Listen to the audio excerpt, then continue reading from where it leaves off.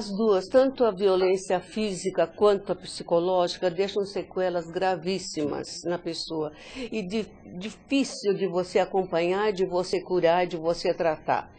Nós detectamos a tortura porque nós trabalhamos através de uma equipe multidisciplinar, onde nós temos um advogado para cuidar da parte jurídica, psicólogo que acompanha o caso, assistente social, a mesma coisa nas visitas domiciliares e para encaminhamento, educadora na área da família e das crianças, psicólogo também para acompanhar, o psiquiatra e tudo mais. Então, esse caso ele é tratado dentro de uma equipe multidisciplinar. E demoramos anos até a pessoa poder, isso é muito demorado, é muito difícil. Vocês não imaginam como é difícil você tirar esse trauma da pessoa.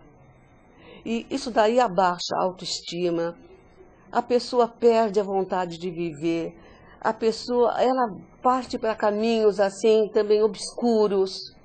É lamentável, mas isso acontece. Então, essa tortura é muito difícil, é muito de você curar, as duas, tanto a física quanto a psicológica. Que nós acompanhamos as duas através desses técnicos que nós temos dentro da CAT Brasil. É claro que o trabalho psicológico vai variar, né, de acordo de paciente para paciente. Cada caso é um caso. Então, aqui eu posso relatar 1 ou 2 casos, eu não sei se é o caso, se é possível fazer isso. Então, eu posso relatar, vamos por o caso, eu não vou dizer o nome da pessoa, né? Eu vou dizer só as iniciais. Bom, PC foi PCF, ela foi torturada fisicamente e psicologicamente. E ficou com sequelas gravíssimas. Hoje usa muletas, isso foi por parte da Polícia Militar. Hoje usa muletas porque sua perna encolheu por 18 centímetros, ela não tem condições de tratamento. Então, essa pessoa, no determinado momento da sua vida, ela se sentia assim tão constrangida e portas que se fechavam e que não conseguia nada. Ela cumpriu a sua pena, ela foi colocada em liberdade e não conseguia assim, se entrosar novamente na sociedade. Conclusão. Ela falou, eu vou voltar para o crime, vou voltar para fazer aquilo que eu sei fazer.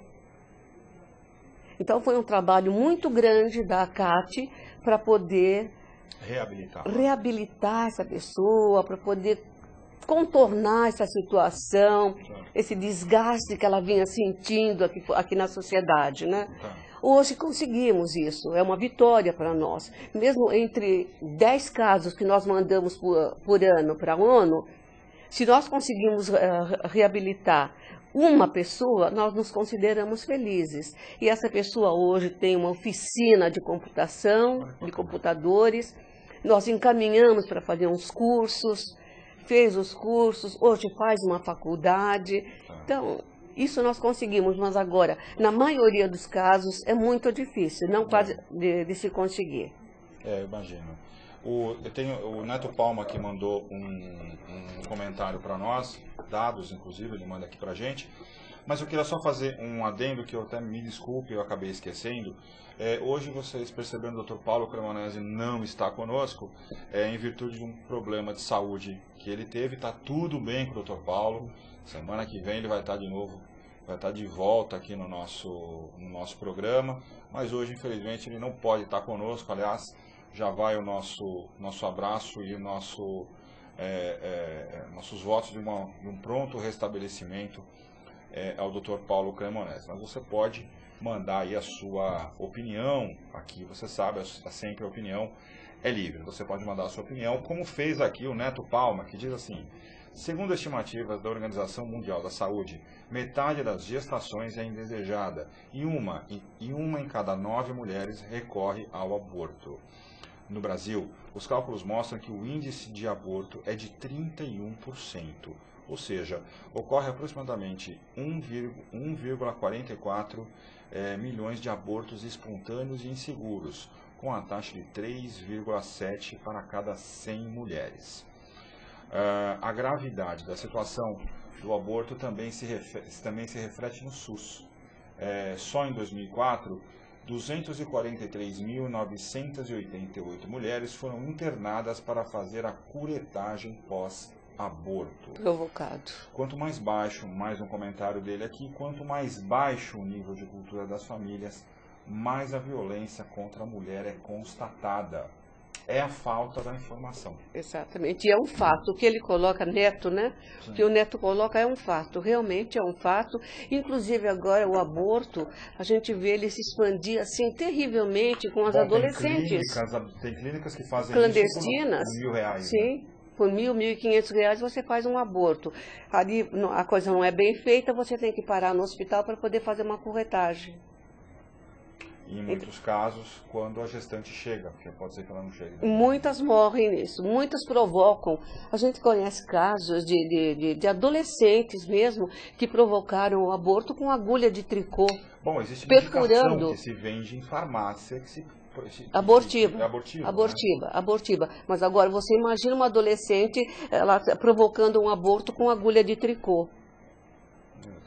E isso acontece. Essa adolescente acaba perdendo a vida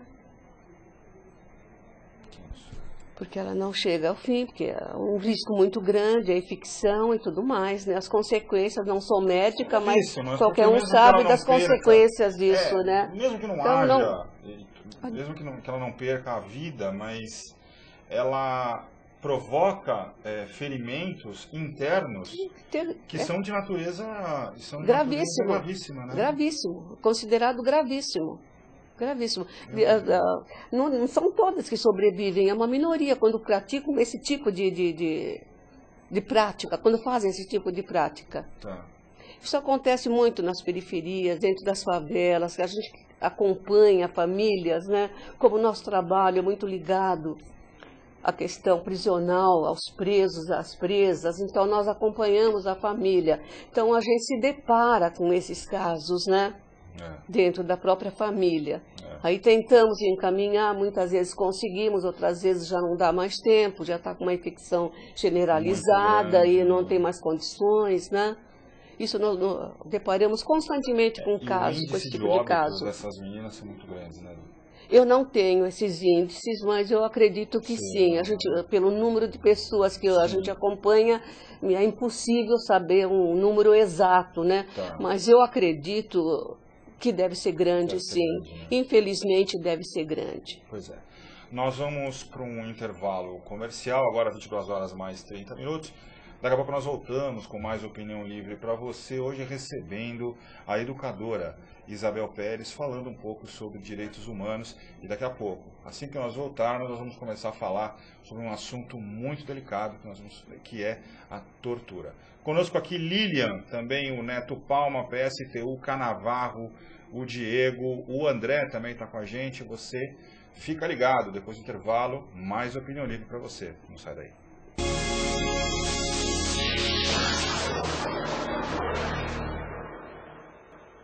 Muito bem, voltamos com o nosso Opinião Livre de hoje, 22 horas mais 35 minutos.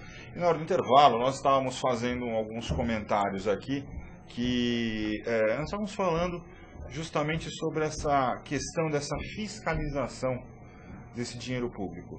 Eu sou a favor que se aplique a CPMF, como eu sou a favor que se aplique o IPVA, o IPTU, o IP de não sei da onde, tá? Mas desde que exista uma fiscalização maior por parte da sociedade, incentivada também pelo governo. E a dona Isabel estava exatamente falando sobre isso. Eu tinha falado que a sociedade não é uma sociedade atuante nessa área de fiscalização. Ela disse que não, nós temos uma sociedade civil organizada e temos pessoas da sociedade civil organizada com capacidade para poder contribuir nessas comissões temáticas, vamos chamar de comissões temáticas, né? Que teriam condições de contribuir nessas comissões temáticas, acompanhar a verba que é destinada para a saúde, aonde mais ela é necessária, os lugares. Teríamos condições, sim, para que não haver o desvio que a gente acha normal e que não é normal, que acontece com os outros impostos e mesmo com o que aconteceu com a CPMF. Porque... Então, apesar que eu sou contra, realmente eu sou contra mais impostos. Eu acho que não é o caminho, não é por aí. Nós temos outros caminhos. Não tirar mais dinheiro do povo. Bom, mas se tudo bem, se não encontrarem outro caminho, se esse for o caminho, mas que esse seja realmente um caminho que seja monitorado pela sociedade civil organizada. Caso contrário, não vai dar certo. Vai continuar do mesmo jeito que antes. Vai ter uma... Vai se tapar mais uma vez o sol com a peneira, né? Porque que é o que mais acontece. Sim, com certeza. Vai ser chovendo molhado, como dizem, né? Se malhar em ferro frio. Né? Não vai dar certo. Eu queria comentar com a senhora, queria entrar justamente nessa seara. Eu queria falar a respeito da tortura. Mas antes disso, a Lília diz assim: a mulher tem um peso extra nas costas. A vida dos filhos muitas vezes depende das mães. Por mais que o juiz determine pensão, algumas mulheres têm medo de assumir a educação dos filhos e acabam se sujeitando aos maus tratos de seus companheiros. Como a sociedade poderia atuar de uma forma mais efetiva nesse problema? Olha, existem os conselhos tutelares. Os conselhos tutelares, eles têm um objetivo muito claro. Eu acho que as pessoas deveriam começar a participar mais, não só jogar ideias, mas levar essas ideias para dentro. Formar comissões de moradores, associação de moradores, acompanhar caso de uma, duas famílias que a pessoa percebesse que estaria acontecendo esse problema. De não acompanharem os filhos, de não terem condições, tudo mais. Eu acho que a sociedade não adianta só levantar críticas, ela tem que participar, ser mais atuante. E conhecer os direitos e aplicar esses direitos, junto com os deveres. A denúncia, no caso, é a mais... A denúncia é importante, a denúncia é importante e ela tem que ser feita. É uma das primeiras coisas que a gente faz, é a denúncia. Mas não é só a denúncia. Esse caso tem que ser acompanhado. Só o governo sozinho não vai dar conta de fazer tudo. Eu acho que nós, sociedade, temos nossa parte. E temos que cumprir com isso. É complexo? Não é. Eu acho que não é só a complexidade. Eu acho que existe um medo muito grande por parte da sociedade. Olha, eu não consigo entender o porquê desse medo em ajudar as pessoas. Ajudar as pessoas não é pegar isso aqui e dar. Ajudar as pessoas é outra coisa. É justamente isso que nós estamos falando. É poder orientar. Se eu tenho o meu saber, é minha obrigação de dividir o meu saber com o outro que não tem. Senão não adianta eu estar fazendo faculdades e faculdades. Não adianta. O saber tem que ser partilhado. A informação tem que ser partilhada. Senão nós não vamos melhorar nunca. Essa é a minha opinião, é pessoal. Eu não sei se eu estou sendo pessimista, mas eu estou falando o que eu sinto e o que eu vejo. Porque o medo não justifica. O medo não justifica. O estudante, ele tem que sair da universidade, do campus. Ele tem que sair, ele tem que ir para a periferia. Ele tem que ajudar, contribuir com aquilo que ele está aprendendo.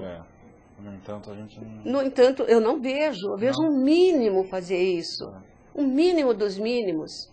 É engraçado porque quando a gente vê uma situação, quando a gente vê, por exemplo, um estudante, ou um grupo deles, saindo da universidade e indo para esse campo, indo na periferia, indo nos lugares onde o acesso à informação, à saúde, à segurança e tudo mais é muito mais difícil por uma série de razões que nós já falamos aqui.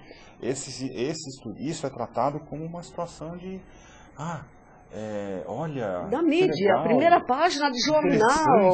É um grupo que vai ser como se... Mas eu acho que isso é um dever. Deveria ser um dever, deveria ser um dever. O estudante sair para partir para a área prática.